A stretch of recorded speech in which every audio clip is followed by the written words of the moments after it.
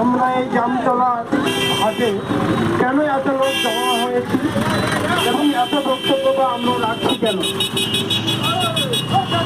এর মূলে প্রধান তিনটি কারণ আছে। এর আগে বক্তাদের মুখে আপনারা শুনলেন, আবারও আমি কিছু কথা বলছি, আরো কিছু কথা বলছি।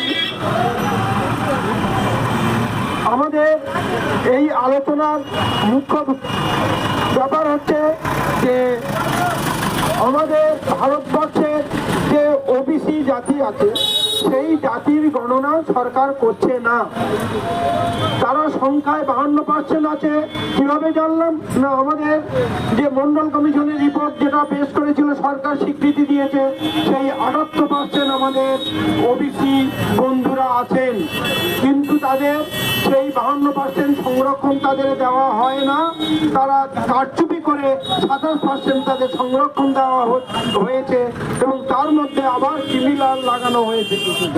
তো এই ওবিসি বন্ধুদের জাতি গণনার দাবিতে আমাদের প্রথম একটা দাবি, এই দাবি আমাদের মানতে হবে এবং সারা ভারতবর্ষে আমাদের ওবিসি যত সংখ্যায় আছে তাদেরকে সংরক্ষণ দিতে হবে এবং যে যেখানে আছে যত সংখ্যায় তারা আছে সেই ভাগিদারি তাদের দিতে হবে। তারপরে কি আছে যে আমাদের এই অমিত শাহ আমাদের ভারতবর্ষের সংবিধান প্রণেতা বি.আর. আম্বেদকরের উপরে কুরুচি মন্তব্য করেছেন, যেটা কখনোই সম্ভব নয় এইরকম বলা যে ভারতবর্ষের সংবিধান রচয়িতাকে। ভারতবর্ষের সংবিধান বি.আর. আম্বেদকর লিখেছিলেন এবং এই সংবিধান বলা হয় ভারতবর্ষের বাইরে যত উন্নত দেশ আছে, ইংল্যান্ড, আমেরিকা, ইউরোপ, তারা সকলেই মেনে নিয়েছে যে Indian constitution is the best constitution in the world. পৃথিবীর মধ্যে সর্বশ্রেষ্ঠ সংবিধান ভারতীয় সংবিধান। সেই সংবিধান লিখেছিলেন আমাদের বি.আর. আম্বেদকর, তিনি ছিলেন আমাদের সমাজের মানুষ। সেই আম্বেদকরকে এই অমিত শাহ উনি কুরুচিকর মন্তব্য করেছেন। এই কুরুচি মন্তব্য করার জন্য আমরা সেই অমিত শাহকে আমরা শাস্তি চাই। একটা দেশের যে সংবিধান রচয়িতা নয়, সারা পৃথিবীর সংবিধানের মধ্যে শ্রেষ্ঠ সংবিধান যিনি রচনা করেছেন তাকেই এই কুমন্তব্য করেছেন। সেই জন্য আমরা অমিত শাহকে শাস্তি চাই। এরপরে আমাদের যে সংবিধান আমাদের সুস্থভাবে রাখার জন্য আমাদের কি দরকার না, আমাদের সংবিধানে আছে যে আমাদের ভোটের মাধ্যমে আমাদের সংখ্যা, আমাদের রাজত্ব কারা করবে কি করবে সেটাই জানা যাবে।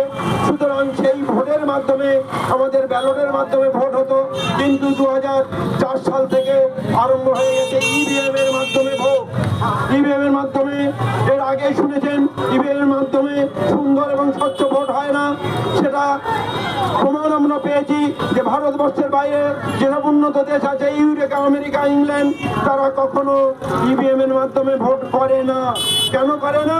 না, ইভিএম এর মাধ্যমে স্বচ্ছ সুন্দর ভোট হয় না। সুতরাং আমাদের ভারতবর্ষে ইভিএম এর মাধ্যমে ভোট করতে হবে।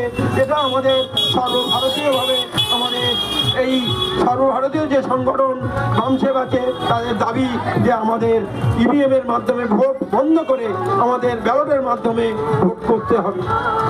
তো এই ভোটের দাবিতে আমরা যে সারা ভারতবর্ষব্যাপী আজকের দিনে ভারত বন্ধের ডাকা হয়েছে, সমস্ত জায়গায় এই ভারত বন্ধের কর্মসূচি চলছে এবং আজকের আমরা এই ফুলতলি থানার অন্তর্গত জামতলায় মার্কেটে আমরা এই দাবি করছি যে আমাদের ব্যালট পরিত্যাগ করে আমাদের ইভিএম পরিত্যাগ করে আমাদের ব্যালটে ভোট করতে হবে। এই দাবিটা আমাদের রাখা হয়েছে এই জন্য করে যে আপনারা দেখছেন যে পাশ্চাত্য দেশে সত্যিই কোনো ইভিএম এর মাধ্যমে ভোট করে না, ব্যালটে করে। সুতরাং আমাদেরও এটাই করতে হবে।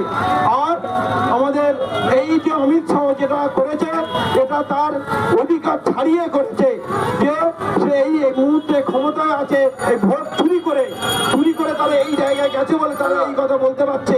যদিও সৎ ব্যক্তি হতো, চুরি করে না করতো, তাহলে এই কথা সে বলতে পারতো না। সুতরাং এই চোরের দাবি আমরা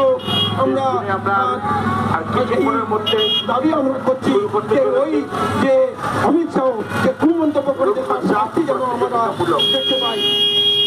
এর সঙ্গে আমি বলবো যে আমাদের ভারতবর্ষে যে আমাদের এই যে সংগঠন আছে, এই সংগঠনের মাধ্যমে আমরা আমাদের আসল যে স্বাধীনতা, সেই স্বাধীনতা পেতে চাই। আসল স্বাধীনতা কি না, আমরা ভারতবর্ষের 85% আমাদের SC, ST, OBC এবং মাইনরিটি আছি, আর ওরা আছে 15%, কিন্তু ওরাই রাজ করে যাচ্ছে। তাই আমাদের ভূমিপুত্র আমরা, আমাদের রাজত্ব করার জায়গা আমাদের আছে। আমরা যদি এই ব্যালটে ভোট আনতে পারি তাহলে আমরা আমাদের জায়গায় রাজত্ব করতে পারবো। এই বলে আমার সংক্ষিপ্ত বক্তব্য শেষ করছি। সবাই বলুন জয় মুল্লিবাসী, জয় মুল্লিবাসী, জয় মুল্লিবাসী, জয় মুল্লি।